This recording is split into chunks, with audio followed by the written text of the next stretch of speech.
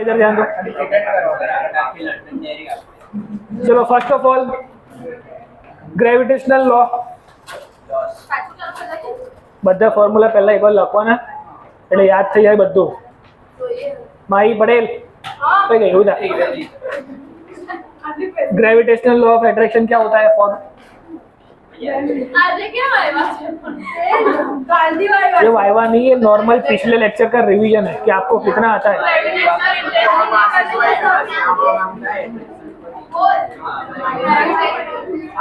अरे भाई ऐसा पूछा था Gm1m2/r². फिर क्या आता है इसका वेक्टर फॉर्म? कौन बताएगा?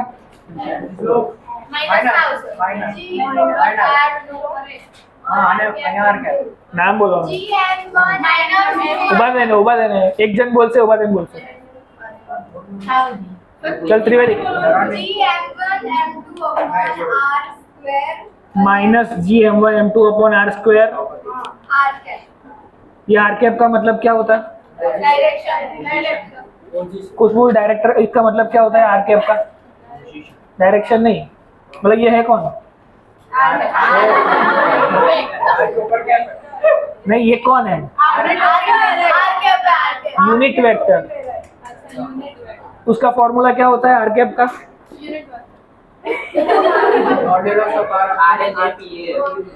Vector upon mod of the vector. Logically सबको इतना पता है, कोई डाउट किसी को इसमें? इसके बाद कौन सी थियरी पढ़ी थी हमने?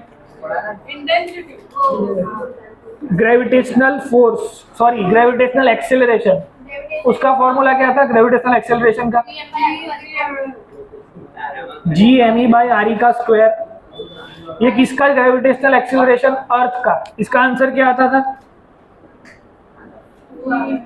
जोइन तो बोला ना at least. Rajvi, gravitational acceleration at the h height from the earth surface का फॉर्मूला क्या होता है?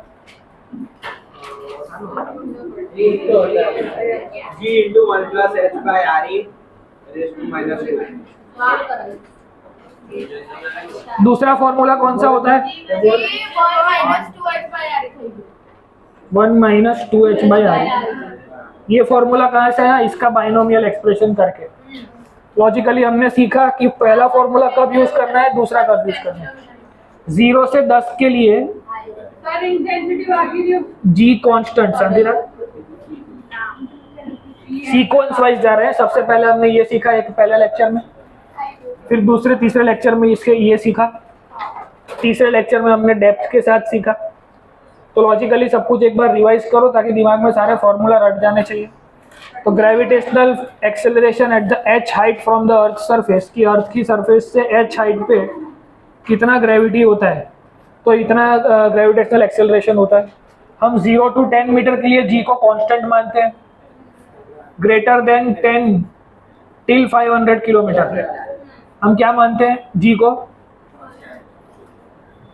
ये स्मॉल वेरिएशन मानते हैं. g के साथ स्मॉल वेरिएशन होगा. Small variation can be obtained by this formula. और 500 से ज़्यादा कोई भी वैल्यू होगी h की, तो उसके लिए कौन सा फॉर्मूला यूज करेंगे? ये वाला, द फर्स्ट फॉर्मूला. 0 to 10 में g को कांस्टेंट मान लेंगे 9.8. मतलब चैप्टर नंबर 3 और चैप्टर नंबर 4 में जब हम क्वेश्चन सॉल्व करते थे तो हमने क्या माना कि भाई एवरीथिंग g इज कांस्टेंट. पहले हमने क्या सीखा? एक्चुअली क्या होता है, पोल पे g अलग होता है और इक्वेटर पे g चेंज होता है यहाँ से यहाँ आते वक्त. वो एक थियरी थी. g की एक्चुअली 3 थियरी है.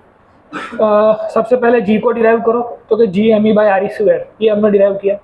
फिर हमने डिराइव किया g eight the h height from the earth surface. उसका फॉर्मूला 2 फॉर्मूला है.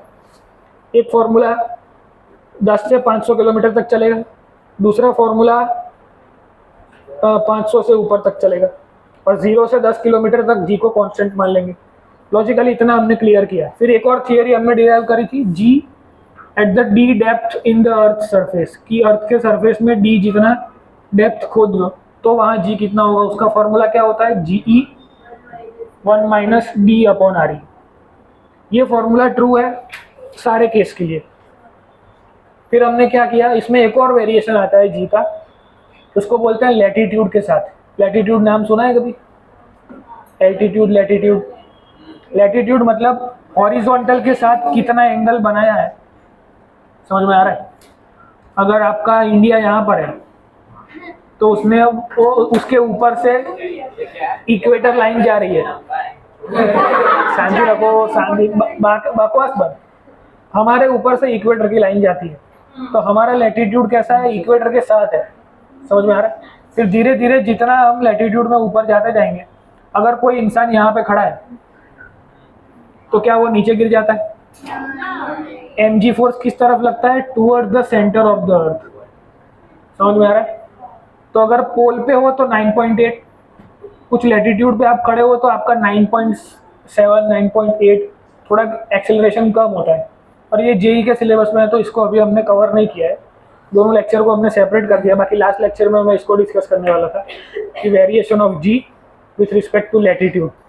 एल्टीट्यूड के साथ तो हमने देखा कि हाइट के साथ वेरिएशन होता है, डेप्थ के साथ वेरिएशन होता है, प्लस जब वो ऐसे एल्टीट्यूड पे आता है तब भी आपके पास जो नोट्स है उसमें वो क्वेश्चन दिया हुआ है कि variation of g with the rotation of earth, कि अर्थ रोटेट होने की वजह से भी जी में चेंज आता है, और वो हमारे सिलेबस में अभी नहीं है बोर्ड्स वाले, तो अभी हमने उसको ये लेक्चर प्रॉपरली बोर्ड्स के लिए रख रहे हैं। ये व्यवस्था कर दो काल से मंडे को दिमाग। यहाँ तक सब कुछ क्लियर? फिर कल हमने डिस्कस किया था gravitational potential, sorry intensity. Intensity का फॉर्मूला क्या था? Intensity I vector is equal to gravitational force upon m. इसका मतलब क्या होता है कि any body with some mass, जिसका कुछ मास है, उसकी एक फील्ड होती है, वो उस फील्ड में आने वाले दूसरे मास पे फोर्स लगाता है। लॉजिकली जिसने कल वीडियो देखा है उसको समझ में आया होगा, किसने रिवीजन करके आए हैं उनको पूरा देख के आए। तो इंटेंसिटी सबको पता है क्या होता है। जैसे कोई मैग्नेट होता है, जैसे खुशबू देख के नहीं आई है तो उसको बताना पड़ेगा मुझे। शू खाई थी खुशबू, तो शू खाई थी, नाक साफ करे, ओके। तो ये एक मैग्नेट है, तो मैग्नेट की मैग्नेटिक फील्ड होती है। लॉजिकली क्लियर है इतना? तो मान लो कि मैग्नेट की मैग्नेटिक फील्ड यहाँ तक है। अब दूसरा मैग्नेट अगर मैं यहाँ बनाऊँ तो ये नॉर्थ साउथ इसको अट्रैक्ट करेगा? नहीं करेगा। मतलब अगर ये इसकी फील्ड के दायरे में आ जाए तो ही वो उसको अट्रैक्ट करेगा, समझ में आ रहा है? और अट्रैक्ट कौन कर रहा है? ये कर रहा है। कौन हो रहा है? ये हो रहा है, समझ में आ रहा है? तो intensity of this is exerting force on this mass, समझ में आ रहा है? मास तो वेक्टर नहीं है, समझ में आ रहा है लॉजिकली? तो force is equal to intensity into mass. Intensity किसकी? पार्टिकल 1 की। वो किसको अट्रैक्ट कर रहा है? पार्टिकल 2 को, समझ में आ रहा है? जिसकी फील्ड होगी वो दूसरे को अट्रैक्ट करता है, समझ में आ रहा है? इसकी फील्ड से खुद को तो अट्रैक्ट करेगा नहीं है। लॉजिकली सब कुछ समझ में आ रहा है? What is intensity? Gravitational intensity का फॉर्मूला भी क्या आएगा? G_me/r²। बिकॉज इसका फॉर्मूला लिखो F का, तो क्या आएगा? Gmm/r² upon m, mm cancel होगा, Gm/r²। तो gravitational intensity is nothing but the gravitational acceleration, समझ में आ रहा है? तो कल हमने डिस्कस किया था ये सब चीज़ों को, ग्रेविटेशनल इंटेंसिटी ही कौन है? Gravitational acceleration. तो इतना आप सबको याद होना चाहिए, इतना रिवीजन, इतने फॉर्मूला आज तक हमने पढ़ चुके हैं। किसी को लिखने हैं तो किसी एक जगह पे नोट में लिख दो। दूसरे फॉर्मूला भी मैं समझा देता हूँ। हर रोज़ आपको क्या करना है? ये सारे फॉर्मूला एक बार पढ़ के आना है बस। तो क्या है कि दूसरा लेक्चर जब स्टार्ट होगा, हर बार तो ऐसा हम कर नहीं पाएंगे। चैप्टर खत्म होने के बाद में पूरा चैप्टर एक साथ बोर्ड पे लिख दूंगा, पर वो कैसे आएगा वो आपको समझने के लिए एक सीखना पड़ेगा, समझ में आ रहा है? एक ही सीक्वेंस में सब कुछ आपको याद रखना है। सबसे पहले फोर्स होता है, फोर्स के बाद एक्सेलरेशन होता है, एक्सेलरेशन चेंज होता है हाइट के साथ, डेप्थ के साथ। उसके बाद किसी भी मास की एक फील्ड होती है, उसे बोलते हैं इंटेंसिटी। इंटेंसिटी के बाद आएगी पोटेंशियल एनर्जी, वो समझा रहा हूँ कल जो समझाई थी पोटेंशियल एनर्जी। इसी सीक्वेंस में सारे फॉर्मूला आपको याद होने चाहिए। This is your scalar form, this is your vector form. ये कहाँ पे यूज करना है? 2D में। ये कहाँ पे यूज करना है? 3D में। मतलब first formula will only use in 2D, ये यूज करेंगे 3D में। 3D मतलब कल थोड़े सैंपल डायग्राम बताए थे 3D के, कि ऐसा क्यूब होगा, उसके हर एक वर्टाइसिस पे m मास होगा और किसी एक पे फोर्स फाइंड करना होगा। तो तो इसमें कितने फोर्स लगेंगे इस पार्टिकल के ऊपर? क्यूब के अंदर कितने कॉर्नर्स होते हैं? 1 2 3 4 5 6 7 8, और किसी एक पे फाइंड करना है तो टोटल 7 फोर्सेस लगेंगे इसके ऊपर। समझ में आ रहा है? तो 7 फोर्स को लिख के ऐड करना पड़ेगा, बहुत बड़ा प्रोसीजर हो जाएगा, पर ये नीट के क्लास में हम सीखेंगे कि इसको कैसे इजीली सॉल्व करते हैं। तो we are separating NCERT and NEET, समझ में आ रहा है? ताकि कंफ्यूजन ना हो, कुछ भी मिक्सअप ना हो।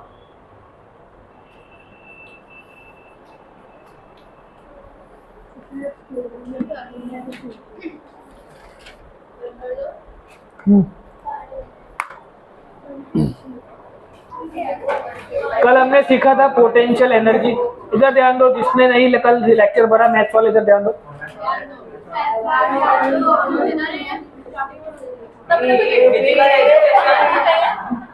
बे मिनट शांति रहा, अच्छे बच्चे ना बोल तो चुप रहो। देखो, by the time teacher is on the stage, he is your teacher. तो અહીંયા આને સ્ટેજ કહેવાય, એટલે લિમિટમાં રહો। એકવાર ભણવાનું ટોપિક ચાલુ થાય પછી એના પર આવી જાઓ, બહુ ટાઈમ પાસ ના કરશો। અમુક મસ્તી મારવાની પછી પાછું આવી જવાનું, નહીં તો પછી જીવનમાં આ જ ચાલતું રહેશે, કોર્સ જ નહીં પૂરો થાય આપણો। तो इधर ध्यान दो, पोटेंशियल एनर्जी क्या होता है? कभी पोटेंशियल एनर्जी नाम सुना है? तो मैथ्स वालों को पता है क्या फॉर्मूला होता है पोटेंशियल एनर्जी का? mgh। इधर ध्यान दो, बातें बात, चुप चुप बस। तो पोटेंशियल एनर्जी कौन से फोर्सेस के लिए डिफाइंड होती है? कंजर्वेटिव फोर्सेस के लिए। नॉन कंजर्वेटिव फोर्सेस के लिए पोटेंशियल एनर्जी डिफाइंड नहीं होती है। कंजर्वेटिव नॉन कंजर्वेटिव पता है? प्रांजल कुछ आइडिया है? मैथ्स वाले कौन कौन कल नहीं आए थे क्लास में? तो किसी को आइडिया है व्हाट इज कंजर्वेटिव फोर्स? तो कल के वीडियो में क्या देखा आपने? नहीं देखा? ऐसे ही चले आए, ऐसे ही चले आए, मुंह उठा के चले आए। बातें बंद, चुप चुप एकदम। जिनको आता है वो अभी चुप रहे 2 मिनट के लिए। सबको एक साथ आगे लेके चलना पड़ेगा। We can not move forward like this, because ये पूरा फिजिक्स ऐसे सीक्वेंस में कड़ी से कड़ी चलता है। अगर बीच में एक भी टूट गया तो आगे कुछ समझ में नहीं आएगा। बस कल्ला फालतू ना सवाल ना पूछ, अमुक लेवल ना डाउट पूछो तो सारू लागे, आवा भी डाउट ना पूछे तो इधर ध्यान दो। ओए बे, અહીંયા હમણાં ચાલુ ક્લાસમાં ના બનાવાય આવું બધું। પ્લીઝ સંસ્કૃતિ એને કરે 60 ml પેલી કે જના કપડા क्या બધું આવું બધું તમે કરો ના સારું લાગે। ચાલુ કરો બરાબર જો क्या?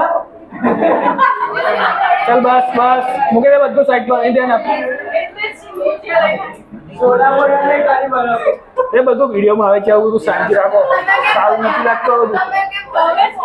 હું પેલી કરતી દેવું આમાં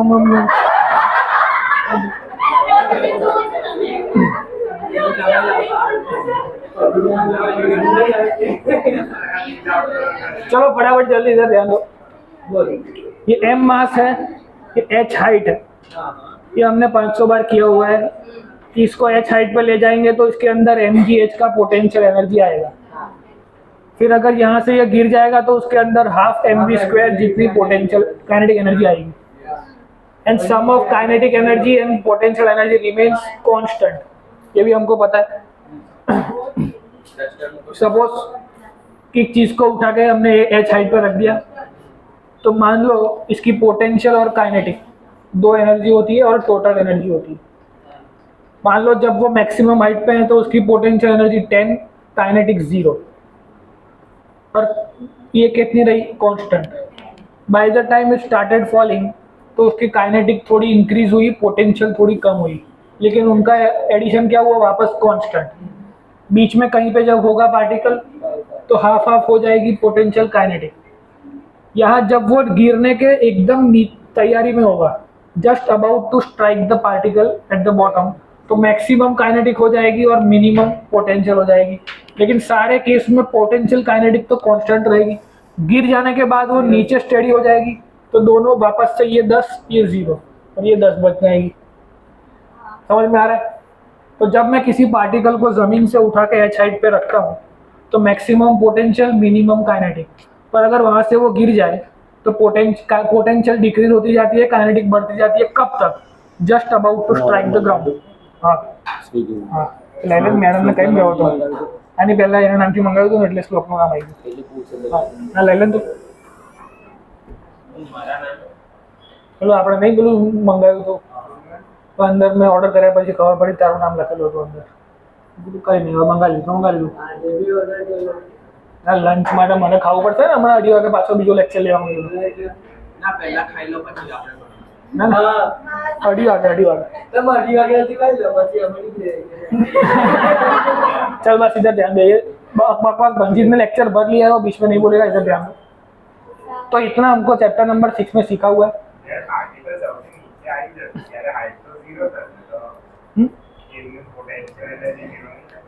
एकदम नीचे આવશે ને just about to strike the ground ત્યારે મેક્સિમમ પોટેન્શિયલ થઈ જશે, પણ પાછી અથડાઈ ગઈ એકવાર એક્સિડન્ટ થઈ ગયું, કોલિઝન થઈ ગયું, પછી પાછી સ્ટેડી થઈ જશે। કાં તો પાર્ટિકલ તૂટી ગયો હશે, કાં તો नहीं टूटे हुआ, बेमारी एक ऑप्शन है। ये पेन गिर जाएगी तो नीचे गिरने के बाद तो एक टाइम के बाद स्टडी हो जाएगी, तो वापस उसके अंदर पोटेंशियल एनर्जी आ गई। समझ में आ रहा है? ये धरती है, धरती से एच हाइट ऊपर आपका पार्टिकल है, यहाँ पहुँचा तो मैक्सिमम काइनेटिक मिनिमम पोटेंशियल, जैसे ही नीचे टकरा के नीचे स्टडी हो गई वापस मैक्सिमम पोटेंशियल। अब उसके पास पोटेंशियल है जमीन के अंदर घुसने का। समझ में आ रहा है? जब जमीन फटेगी तब वो और नीचे घुसेगा। समझ में आ रहा है? तो देयर इज अ होप कि यहाँ से मैं गिरूंगा तो जमीन पे गिरूंगा, रोड पे गिरूंगा, और उसके बाद भी होप है कि जब रोड फट जाए तो मैं और नीचे गिरूंगा। समझ में आ रहा है? तो that is the simple procedure कि पोटेंशियल एनर्जी तब तक रहेगी जब तक ग्रेविटेशनल एक्सेलरेशन रहेगा। कब नहीं रहेगी potential energy? When you will reach this point. Earth के सेंटर में पहुंच जाओगे, वहाँ हमको पता है ग्रेविटी नहीं होती है, ग्रेविटेशनल एक्सेलरेशन नहीं होता है, तो वहाँ पे आपका मास कितना भी हो आपके ऊपर कोई और फोर्स अब नहीं लगेगा। समझ में आया? तो that's how this things are going. तो लॉजिकली सब कुछ समझ में आ गया कैसे चल रहा है। हम सीख रहे थे conservative non conservative forces. Conservative forces are दोस्त जिसके लिए पोटेंशियल एनर्जी डिफाइंड है, नॉन कंजर्वेटिव फोर्सेस के लिए पोटेंशियल एनर्जी डिफाइंड नहीं है। कंजर्वेटिव फोर्स कैसे होते हैं? जो पाथ पे डिपेंड नहीं करते हैं। इसको मैं यहाँ से ले जाऊँ तो भी mgh, यहाँ से ले जाऊँ तो भी mgh, ऐसे करके ऐसे ले जाऊँ तो भी mgh। कुछ याद आ रहा है कि जो फोर्स पाथ पर डिपेंड नहीं करते हैं which is called conservative force. उसका एग्जांपल क्या था? Gravitational and electrostatics. जो पाथ पर डिपेंड करते हैं उसका एग्जांपल क्या था? Tension force and friction force. तो कंजर्वेटिव नॉन कंजर्वेटिव क्लियर? वैसे ही यहाँ पे ग्रेविटेशनल फोर्स कौन है? कंजर्वेटिव। तो उसके लिए पोटेंशियल एनर्जी है जिसका डेरिवेशन कल मैं पढ़ा चुका हूँ, एक बार घर जाके देख लेना। नहीं समझ में आता है तो अभी 2:30 बजे के लेक्चर में आके पूछ लेना। पोटेंशियल एनर्जी का फॉर्मूला होता है Gm1m2/r। अब ये है कौन? This is called interaction energy या फिर पोटेंशियल एनर्जी। इंटरैक्शन एनर्जी मतलब क्या? कल मैंने आपको डेफिनेशन लिखाया था कि when we bring a unit positive mass m, mass तो m ही होता है, पॉजिटिव ही होता है always, there is no such thing called negative mass. और दोनों का डेफिनेशन सेम है, इलेक्ट्रोस्टैटिक पोटेंशियल एनर्जी का और ग्रेविटेशनल पोटेंशियल एनर्जी का। दैट्स व्हाई आपको याद एक रखो तो दूसरा ऑटोमेटिक आ जाएगा। करना क्या है? एक m मास इंफिनिटी पे पड़ा हुआ है और आपका अर्थ इधर है, तो अर्थ की फील्ड इधर है यहाँ तक, अर्थ से r डिस्टेंस तक उसको लाना है। तो ये तो इंफिनिटी पे है, इसको यहाँ से यहाँ लाने के लिए कुछ वर्क करना पड़ेगा, एक्सटर्नली फोर्स लगाना पड़ेगा। समझ में आ रहा है? तो एक्सटर्नली फोर्स लगा के इसको मैं यहाँ तक लाऊंगा m पार्टिकल को अर्थ की फील्ड के अंदर। The amount of work done required to bring a positive mass from infinite to distance r in the earth's electric field is called potential energy at that point। समझ में आ रहा है? ये पूरा डेफिनेशन कल लिखाया था कि एक मास को इनफाइनाइट डिस्टेंस से किसी की फील्ड में लाने तक जो वर्क डन उस मास के ऊपर करना पड़ा, that work done is known as potential energy. समझ में आ रहा है? लॉजिकली वर्क डन का फॉर्मूला क्या होता है? Force into displacement. फोर्स का फॉर्मूला ये मैं इसके लिए एग्जांपल ले रहा हूँ। फोर्स कितना लगा इसके ऊपर? mg।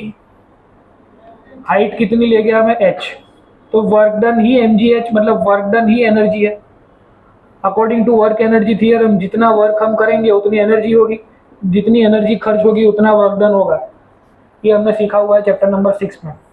तो similarly amount of work done required to bring the mass from infinite distance to in the earth's gravitational field at the distance r is called potential energy of at that point। समझ में आ रहा है? किसकी potential energy? अर्थ की potential energy. समझ में आ रहा है? कोई डाउट किसी को इसमें? ये कैसे किया था हमने? सर अगर एन છે એની બે બાજુ અલગ અલગ હોય છે અને એનું મેગ્નેટિક ફીલ્ડ છે તો કોની બાજુ ग्रेविटेशनल फील्ड दो पार्टिकल की है तब, जिसकी ज़्यादा है उसकी तरफ जाएगा। वो जाएगा ऐसा नहीं है, असल में कैसा है, हर एक पार्टिकल के ऊपर ग्रेविटेशनल फील्ड है। ये आज के लेक्चर में हम समझेंगे बाय द ग्रेविटेशनल पोटेंशियल की। जब हम बात करते हैं, जब मैं बात करता हूँ कि अर्थ के पास कोई सैटेलाइट है, मून एक सैटेलाइट है। कल हमने बात करी थी कि अर्थ के पास जो सैटेलाइट है उसका नाम है moon. Moon is a local satellite of earth. हमने डिस्कस किया था लोकल मतलब चालू माल नहीं, नेचुरल सैटेलाइट। तो natural satellite of the earth is कौन? मून। तो मून कौन है? नेचुरल सैटेलाइट है। उसके बाद हमने क्या सीखा कि moon is revolving around the earth. Similarly earth is satellite for sun. समझ में आ रहा है? For calculation purposes earth is a planet. पर जब अर्थ किसी के आसपास घूमता है तो हम अर्थ को क्या गिनते हैं? सैटेलाइट। समझ में आ रहा है? Because every motion is in terms of relative motion. Absolute rest नाम का कोई चीज़ नहीं होता है। जब मैं मून से अर्थ को गिनता हूँ या अर्थ के रिस्पेक्ट टू मून की बात करता हूँ तो हम अर्थ को रेस्ट पे गिनते हैं। जब मोशन वाला चैप्टर हमने पढ़ा तब हमने बात करी थी motion is a relative quantity, एक के रिस्पेक्ट टू दूसरा मोशन करता है। पर कोई चीज़ हमेशा रेस्ट पे रहती है? तो एब्सोल्यूट रेस्ट नाम का कोई चीज़ ही नहीं है। पर सिचुएशन ऐसी है कि जो कंपैरेटिवली उसको रेस्ट पे बोल सकते हैं। कैसे? इसको समझने की कोशिश करो। ये आपका मून है और ये अर्थ है। मून की जो रोटेशन है अर्थ के अराउंड, उसमें उसको कितना टाइम लगता है? उसका टाइम पीरियड क्या है? जैसे अर्थ का टाइम पीरियड उसके आसपास का 24 आवर्स, अपनी खुद की जो एक्सिस है उस पर घूमने का 24 आवर्स, और सन के अराउंड घूमने का 365 डेज। समझ में आ रहा है? सिमिलरली मून का भी एक टाइम पीरियड है घूमने का, मोशन का। तो दोनों का टाइम पीरियड एक दूसरे के रिस्पेक्ट टू दोनों की वेलोसिटी बहुत कम है। समझ में आ रहा है? दैट्स वाई एक के रिस्पेक्ट टू दूसरे को रेस्ट पे लिया जा सकता है। जब मैं सन अर्थ से मून को ऑब्जर्व करता हूँ उस बात लोग कौन किया वो नहीं करो भाई। कमर सीधी रखो और ऐसा बिल्कुल मत करो। नहीं चप्पू आज नहीं लाओ, कल लेना है तो મને શોખ નહીં કે મારો ફોટો પેપરમાં આવે કે આ મારી હાથ કાપી નાખો, એટલે મારી તારે હાથ આઉટ नहीं કરવાનો। तो लॉजिकली समझ में आ रहा है? जिसको नींद आ रही है पानी पियो, अपनी बैक को सीधी रखो और बीच में रिस्पॉन्ड करते रहो। देखो टाइम ऐसा है कि हमारा लेक्चर ऐसे टाइम पे आया है। कमर सीधी રાખો અને જે કહું એનો રિસ્પોન્સ કરો તો સમજ પડશે શું ચાલી રહ્યું છે। હજી આજનો લેક્ચર ચાલુ જ નહીં થયો, એટલે એક લિમિટ રાખો, શાંતિ રાખો, બરાબર રિસ્પોન્સ કરો। એક ચૂપ રહીને હવે કોઈનો અવાજ વચ્ચે આવશે તો એ બહાર જશે। હવે એક લિમિટ બહાર તમારા લોકોનું થઈ રહ્યું છે, શાંતિ રાખો। હવે મેઇન પર્પસ છે આપણો સિલેબસ ખતમ કરવું, અને આવું નવું ચાલતું રહ્યું તો સિલેબસ ખતમ નહીં થાય। तो वो एक रिलेटिव टर्म है, वो बाद में समझाऊंगा जब दो एक्सेलरेशन लगते हैं। आज के लेक्चर में ही है। तो ये सब कुछ समझ में आ गया सबको? ये क्या हो रहा है? जो बधी वार्ता करूँ तो आज केम कोण गोल गोल फरे છે, શું થાય છે બધું કહું। तुम्हारे दिमाग में जो भी डाउट आएंगे वो सारे आंसर हो ही जाएंगे, पर उसका जब टाइम आएगा, उसकी जब थियोरी आएगी तब। तो ऐसे जब कोई चीज़ चल रही है उसमें पूछना अलाउड है, पर समझो कि ये इसके रिलेटेड वो बात नहीं है। That's why I am not taking that thing here. तो इधर ध्यान दो भाई, ये તમે લોકો અલગ બેસજો કાલથી। હવે બહુ જલ્દી તમારે લોકો એક લિમિટ હોય લા પછી વે તારો તો બહુ ત્રાસ છે। હમણાં જ ઊભો થઈ જાય, આમ બાજુ આવી નીકળ આ બાજુ। ચાલ ઊભો થા ફટાફટ, ચાલ ઊભો થા ફટાફટ, ચાલ ટાઈમ પાસ ના કરીશ। આ બધું ચાલુ કરી દીધું છે, આવું બધું બોલવાનું જ ના હોય। કીધું ઊભો થા એટલે ઊભો થઈ જવાનું, ચાલતું જ જવાનું। ચાલ ફટાફટ। चल फटाफट चल, चाल से बंधन रहा चल। ये बकवास बंद कर, ये मानव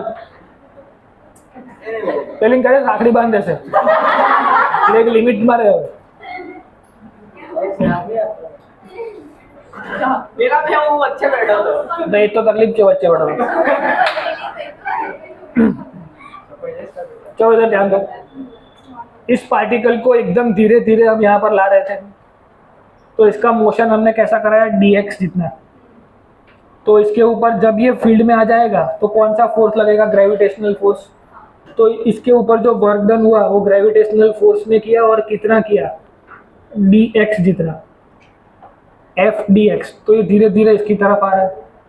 फिर हमने ग्रेविटेशनल फोर्स का फॉर्मूला लिखा Gmm upon x square dx। Integration कहाँ से कहाँ तक करना था, इन्फिनिटी से r तक। उसको इन्फिनिटी से ला रहे हैं कहाँ तक, r डिस्टेंस तक। तो इन्फिनिटी से r तक का इंटीग्रेशन करते थे। Well g is constant, m is constant, m is also constant. Force कैसा लग रहा है, ऑपोजिट डायरेक्शन में, तो माइनस भी आएगा। तो माइनस Gmm बाहर आ जाएगा, अंदर बचेगा 1 upon x square dx। 1 upon x square का इंटीग्रेशन क्या होता है, -1/x। तो आंसर आया Gmm 1/x माइनस, यहाँ पे माइनस तो एक था ही, इन्फिनिटी से r, एक बार अपर लिमिट एक बार लोअर लिमिट पुट करेंगे तो माइनस माइनस प्लस हो जाएगा, Gmm/r। That was the derivation of this formula. समझ में आ रहा है। तो एक बार वीडियो देख लेना, ये खाली जल्दी जल्दी में आपको समझा दिया है कि कैसे डेरिवेशन होता है। नहीं समझ में आता है तो बाद में समझ लेना। This is your potential energy, work done required to bring a positive, क्या हुआ, एक मार्कर वहाँ पीछे पड़ी थी, चलेगा, हो जाएगा।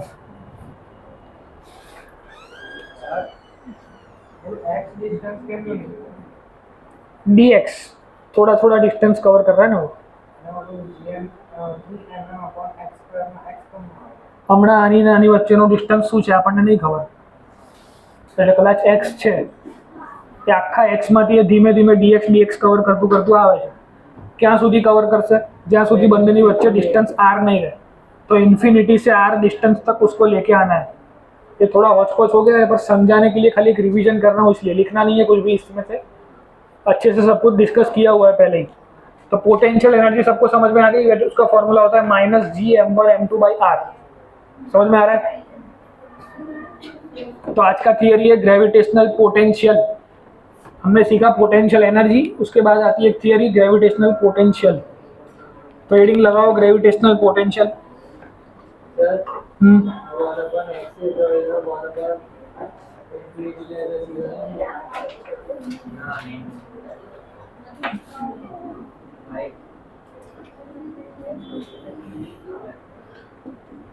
देखो एक बार किसी को इंटीग्रेशन अगर नहीं समझ में आया है तो एक बार समझ लो। ऐसा आया था, Gmm बाहर आ जाएगा तो -Gmm integration infinity to r 1 upon x square dx। 1 upon x square का इंटीग्रेशन होता है -1 upon x infinity to r। ये सब कुछ कल कराया हुआ है। अब एक बार अपर लिमिट, बीच में नेगेटिव साइन, एक बार लोअर लिमिट, 1 अपॉन इन्फिनिटी चला गया, क्या बचा 1 अपॉन r। बाहर Gmm तो था ही, तो Gmm के साथ -1 अपॉन r हो जाएगा, तो Gmm/r आएगा। ये प्लस आया, पर हमको पता है लॉजिकली कि ये अगेंस्ट द वर्क, अगेंस्ट काम करना पड़ रहा है, इसलिए माइनस हम बाद में ऐड करेंगे। ये सब कुछ जो आपको नोट्स दी हुई है उसमें लिखा हुआ है कैसे आया, क्यों आया। तो उसमें ही दूसरी थियरी है ग्रेविटेशनल पोटेंशियल, उसमें नया कुछ नहीं है, सेम ग्रेविटेशनल पोटेंशियल एनर्जी का डेफिनेशन था। कौन बताएगा, भूमि।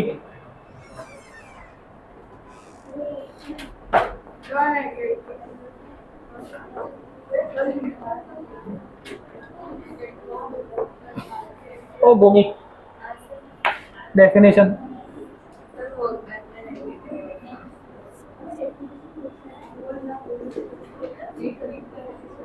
The negative of the work done by the gravitational force in bringing a given body of mass m in the gravitational field of Earth from infinite distance at a given point is called as gravitational potential energy of body at a point. कोई बात नहीं, चलो फिर से once more, definition of gravitational potential. इसमें क्या करना है, to bring a unit positive mass, वहाँ हम क्या बोलेंगे 12th में, to bring a unit positive charge, इसलिए यहाँ पे पॉजिटिव वर्ड यूज कर रहा हूँ, वो है नहीं पर एनालॉजी सेम बैठे इसके लिए। To bring work done required to be done, work done required to bring unit mass, unit का मतलब क्या हुआ 1 kg, सबसे छोटा मास क्या हुआ, पकड़ी क्यों, work done required to bring unit mass from infinity to distance r in the earth's gravitational field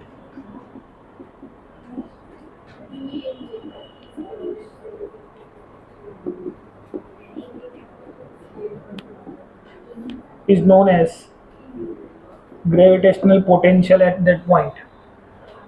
तो पोटेंशियल का मतलब क्या हुआ, किसी यूनिट मास को इन्फिनिटी से, इन्फिनिटी पे कोई यूनिट मास पड़ा हुआ है 1 kg का, उसको इन्फिनिटी से धीरे धीरे करके लाना है कहाँ तक, r डिस्टेंस तक। जैसे ही लाएंगे उसके ऊपर फोर्स लगेगा, ग्रेविटेशनल फोर्स। तो पूरा डेरिवेशन जो कल कराया था वो सेम डेरिवेशन है, अगर करना है तो कर सकते हैं, नहीं करना है तो डायरेक्टली ऐसा लिख सकते हैं, gravitational potential is equal to gravitational potential energy divided by the unit mass. तो फॉर्मूला क्या बनेगा, GMM by R upon M। तो फॉर्मूला बना GME बाई R। तो ये पहला derivation mass of earth, mass of earth. तो पोटेंशियल की दो definition, potential can, gravitational potential can be defined as the ratio of gravitational potential energy divided by the unit mass. जो आएगा वो potential, किसी को पूरा डिराइव करना है तो डिराइव करा रहा हूँ फिर से, पूरा जो कल कराया था वैसे ही करना है, कोई अलग डेफिनेशन नहीं है उसका। V is the gravitational potential, potential energy. तो पोटेंशियल एनर्जी क्या होती है, minus GMEM by R divided by M। दोनों मास को निकाल दो, बचा GME by R, that is your gravitational potential. अब ध्यान दो, सबसे पहला फोर्स का formula GMM by R square, उसके बाद एनर्जी का फॉर्मूला GMM बाई R, उसके बाद पोटेंशियल का फॉर्मूला GM बाई R। तीनों फॉर्मूला में कोई एक लॉजिकल सीक्वेंस फॉलो हो रही है, हाँ ये minus house minus GME by R। अब लॉजिकली इसको डिराइव भी करते हैं, ये नॉर्मल डेरिवेशन है, नॉर्मल डेफिनेशन, नॉर्मल डेरिवेशन, पूरा एकदम खाली फॉर्मूला लिखो, डेफिनेशन लिखो, आंसर लाओ।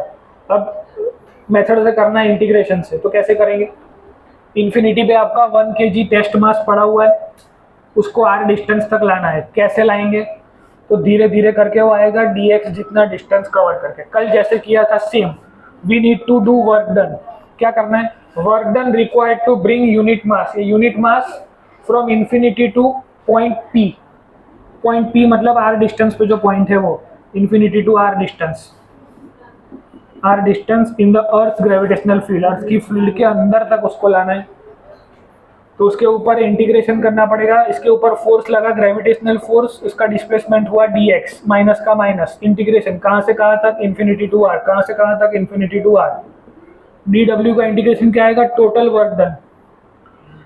fg का फॉर्मूला क्या होगा, minus GM 1 upon x square, unit mass, unit mass हमको लाना है, यूनिट मास मतलब 1 kg, पहला में m मास लावाना होता है, 1 kg लावाना, બધું सेम, लक्की कैसेट सेम, पूरी डेरिवेशन सेम। इसमें लिखते थे GMM अपॉन x स्क्वायर, उसकी जगह इसमें खाली GM1 अपॉन x स्क्वायर। अब इसको इंटीग्रेट करना है वापस इन्फिनिटी टू r तक, माइनस बाहर, g बाहर, m बाहर, 1 बाहर, अंदर क्या बचा 1 upon x square infinity to r dx। हमको पता है 1 अपॉन x स्क्वायर का integration minus 1 by x infinity to r minus GM, इसमें से आएगा 1 अपॉन r माइनस में, तो आंसर आएगा GM बाई R। अर्थ के लिए दोनों ई लग जाएंगे, तो potential of earth G M B by R, हमको पहले से पता ही था, माइनस बाद में ऐड करना पड़ेगा। हमको पता है कि वो अलग डायरेक्शन में, डायरेक्शन उसकी अलग है। पोटेंशियल का मतलब क्या हुआ? It has the potential to form the energy. हमने कल सीखा पोटेंशियल एनर्जी एक्चुअली है क्या। तो potential energy is the energy required to form the system. कल हमने एग्जांपल लिया था कि डस्टर नीचे है, इसको ऊपर लेके जाएंगे तो इसके अंदर mgh की एनर्जी आई, तो वो मैंने mgh इसमें खर्च किया, पहले वर्क डन किया, वो वर्क डन इसके अंदर स्टोर हो गया in the form of potential energy. तो वो एनर्जी जो मैंने लगाई वो उसके अंदर स्टोर हो गई सिस्टम को बनाने में। समझ में आ रहा है? ये सिस्टम बन रहा है कि h हाइट पे कोई m मास पड़ा हुआ है, तो ये सिस्टम बना। तो सिस्टम बनाने में जो मैंने इसके ऊपर वर्क डन किया वो उसके अंदर as a potential energy store हो गया। That potential energy is mgh। फिर जैसे ही उसको वहाँ से गिराऊंगा वो mgh खर्च हो जाएगी हाफ mv² काइनेटिक एनर्जी में। समझ में आ रहा है? वैसे ही इसके पास इतना पोटेंशियल है to apply the gravitational force. समझ में आ रहा है? पोटेंशियल की वजह से पोटेंशियल एनर्जी, एनर्जी की वजह से फोर्स, वाइस वर्सा। फोर्स है इसलिए पोटेंशियल है, एनर्जी है इसलिए पोटेंशियल है। याद करो, F is equal to ma force है तो उसकी वजह से mgh पोटेंशियल एनर्जी बन सकती है। समझ में आ रहा है क्या बोल रहा हूँ? तो फोर्स है तो एनर्जी बन सकती है, एनर्जी है तो फोर्स बन सकता है। समझ में आ रहा है? तो आगे जाके इन दोनों का रिलेशन भी आएगा, relation between force and energy, energy and this. वो जेई नीट के पर्पज से है। अभी के पर्पज से हमको क्या करना आएगा? ग्रेविटेशनल पोटेंशियल का फॉर्मूला डिराइव करना है। उसकी दो मेथड, दो फॉर्मूला, फॉर्मूला दोनों सेम है, मेथड दोनों अलग है। 4 मार्क में पूछा है इंटीग्रेशन करना पड़ेगा, 2 मार्क में पूछा है सिंपली लिख दो potential can be defined as energy divide by test mass. Ratio of the potential energy divide by test mass is known as potential, gravitational potential. इसका फॉर्मूला पता है, m पता है, mm कैंसिल हो जाएगा, जो आएगा वो आंसर। तो 2 मार्क में ये काम खत्म। पोटेंशियल का यूनिट पूछे तो क्या होगा? किलोग्राम पर मीटर। इसका जूल है बिकॉज ये एनर्जी है, पर इसमें से तो एक मास चला गया तो किलोग्राम है, 1 मीटर है, तो किलोग्राम पर मीटर बोल सकते हैं इसको। समझ में आ रहा है? किलोग्राम पर metre is the unit of this particular thing.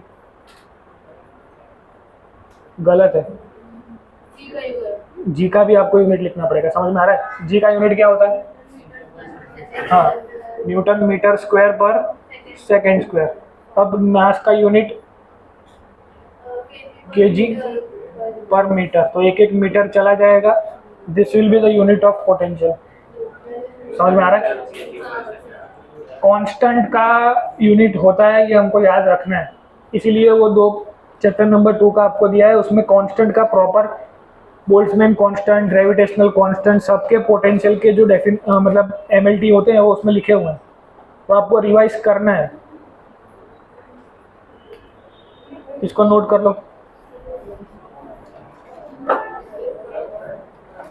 Same derivation है, कुछ भी नया नहीं है, खाली उसमें कल वाले इंटीग्रेशन में यहाँ पे m आता था, यहाँ पे अब 1 लिखना है। जो डेफिनेशन है उसमें भी टू ब्रिंग मास की जगह लिख देना है यूनिट मास। जी बंद कर देना, बिल्कुल पॉज कर देना। पोटेंशियल का फॉर्मूला है -GME/RE। अब ये फॉर्मूला माइनस में है, मतलब इसका मतलब क्या हुआ? Gravitational potential inside the earth surface, यहाँ से लेकर के यहाँ तक, वो कहाँ पे है? नीचे, अंदर की तरफ। अंदर की तरफ कितना पोटेंशियल? GME/R, मतलब अंदर की जो रेडियस होगी कोई भी स्मॉल r, वहाँ तक पोटेंशियल क्या होगा? GME/r। कहाँ तक चलेगा? ये उसके सरफेस तक, ये उसका सरफेस आ गया। सरफेस पे मैक्सिमम पोटेंशियल हो जाएगा GME/RE। समझ में आ रहा है? सरफेस पे मैक्सिमम पोटेंशियल बिकॉज रेडियस हो जाएगी RE। जैसे ही सरफेस के बाहर जाएंगे तो R' रेडियस बन जाएगी, वहाँ पे वो डिक्रीज करेगा और मतलब सॉरी इंक्रीज करेगा। ये तो माइनस में चल रहा है, ये 0 है आपका, 0 से नीचे y एक्सिस पे। समझ में आ रहा है? नेगेटिव में चल रहा है पूरा सीधा सीधा सीधा, कांस्टेंट रहेगा। कब तक कांस्टेंट रहेगा? उसकी सरफेस तक। सरफेस से जैसे ही बाहर जाएगा वैसे थोड़ा थोड़ा इंक्रीज होता जाएगा। पर सिचुएशन कैसी है कि इन्फिनिटी पे जब आप चले जाओगे तो अर्थ की वजह से इन्फिनिटी पे कोई पोटेंशियल लगेगा तो जीरो हो जाएगा। समझ में आ रहा है कैसे?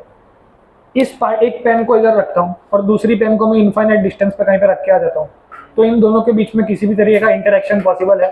नहीं। दोनों पेन में इंटरेक्शन कब होगा? जब इसकी फील्ड में ये आ जाए। समझ में आ रहा है? तो एक डिस्टेंस के बाद ना तो उसके ऊपर पोटेंशियल काम करेगा, ना तो पोटेंशियल एनर्जी काम करेगी, ना तो ग्रेविटेशनल फोर्स काम करेगा। समझ में आ रहा है? व्हेन आर बिकम्स इन्फिनिटी तो इन दोनों के बीच में इंटरेक्शन होगा ही नहीं। समझ में आ रहा है? इसीलिए पोटेंशियल एनर्जी का क्या नाम था? Interaction energy.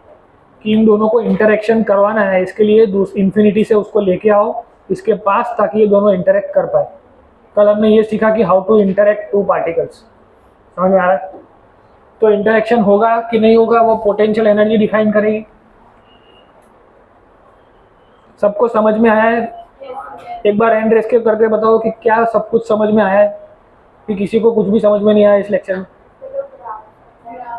ग्राफ फिर से एक बार पूरा ड्रॉ कर लेता हूँ, एक बार लिख लो, ये रब करके पूरा ग्राफ फिर से एक बार समझाता हूँ।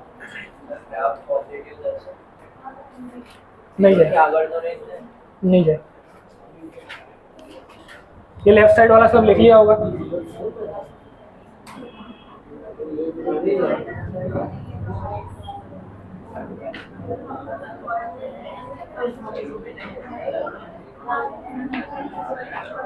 ये आज के लेक्चर में कुछ समझ में नहीं आया?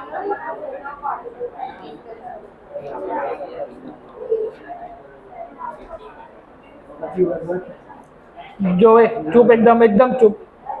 जब कोई चीज चल रही है तो मेरे अलावा किसी का आवाज चाहिए नहीं, एकदम चुप रहना है। और लॉजिकली सबसे पहले 3 सेंटेंसेस लिखो। ये सब कुछ लिखने के बाद gravitational potential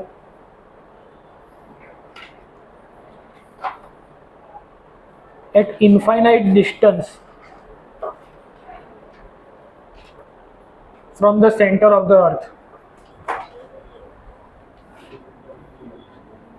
is always zero.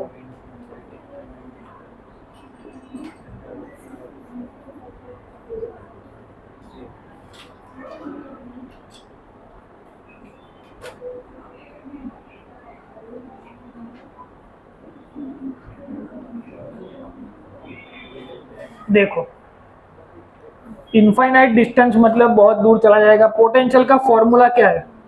अर्थ का पोटेंशियल मतलब Gme अपॉन Re माइनस। अब इसको मुझे ग्राफ में प्लॉट करना है। तो पहला सेंटेंस आपने लिखा कि gravitational potential at infinite distance from the centre of the earth is zero. दूसरा लिखो gravitational potential at all points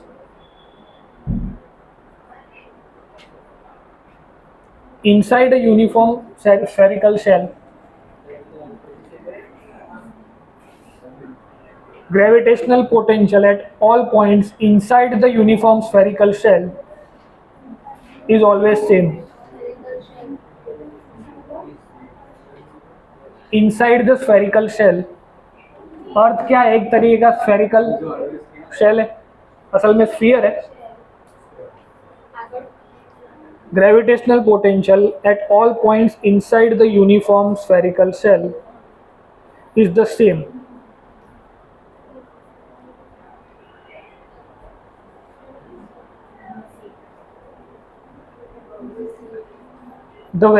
तीसरा पॉइंट लिखो, the variation in gravitational potential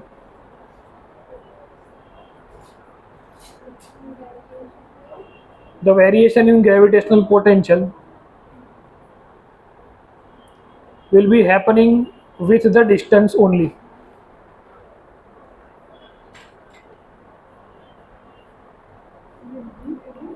With the distance only.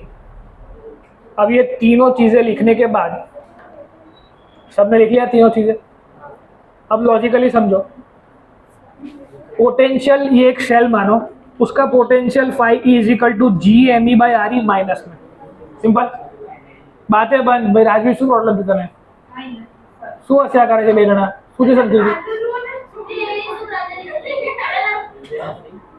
તમને લોકોને ભાન નહીં પડતી આ લેક્ચર ચાલે છે એવું? આ ચેપ્ટરનું વેટેજ કેટલું છે ખબર છે?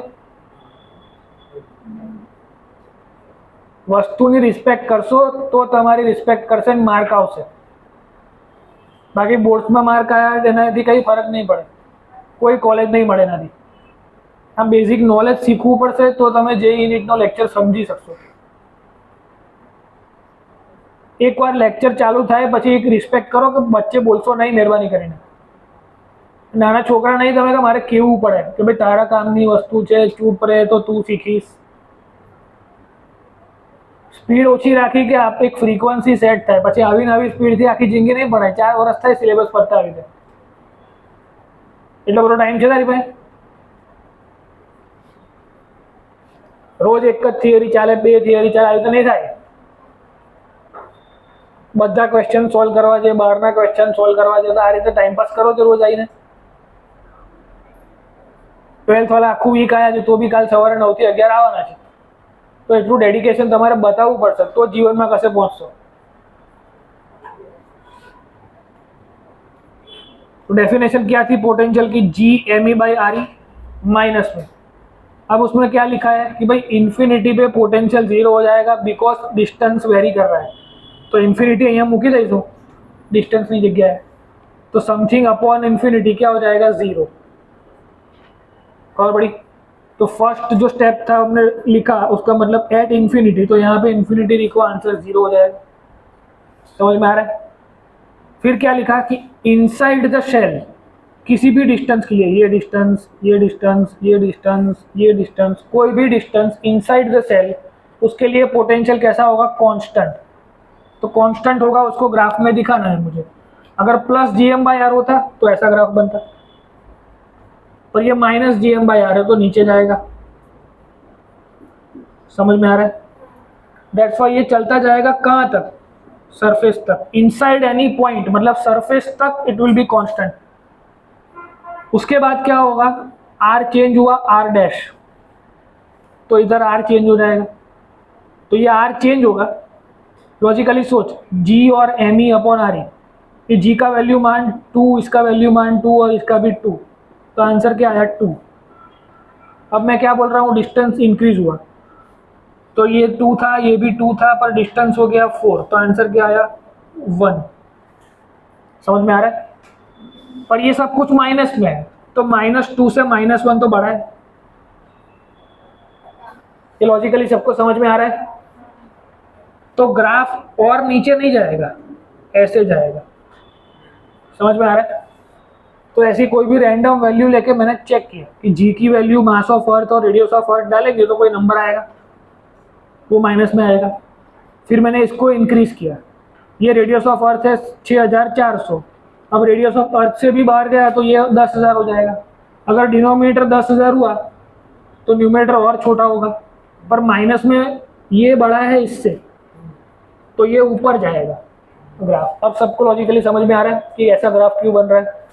तो अपने हिसाब से लिख लेना. तस्वीर समझ में आ रहा है क्या हो रहा है?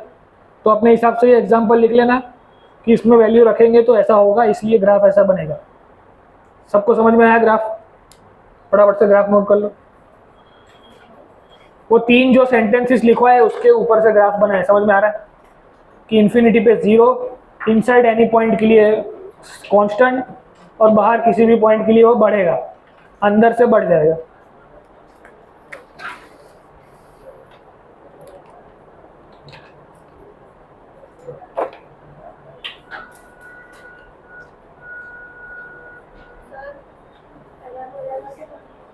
હાઇપરબોલા કહેવાય. ઇન્ક્રીઝ થશે ને જેમ જેમ ડિસ્ટન્સ વધશે એમ એમ નહીં. જો ઇન્ફિનિટી પર તો 0 થવાનું છે, એટલે જો હું આવો લાઈન બનાવું તો આને ઇન્ટરસેક્ટ કરીને આગળ જવાના ચાન્સ છે. પણ હાઇપરબોલા જેવી વસ્તુ છે જે કોઈ દિવસ આને ટચ નહીં કરે, આની જોડે જોડે ચાલ્યા કરશે. ખબર પડી? એટલે ઇન્ક્રીઝ થશે પણ કોઈ દિવસ 0 થવાનું છે નહીં, આની જોડે જોડે ચાલ્યા કરશે. ઇન્ફિનિટી તો આવવાનું જ નહીં કોઈ દિવસ. તો એક પોઈન્ટ પછી એવી કોન્સ્ટન્ટ થઈ જાય. એટલે તો આવું બનાવ્યું.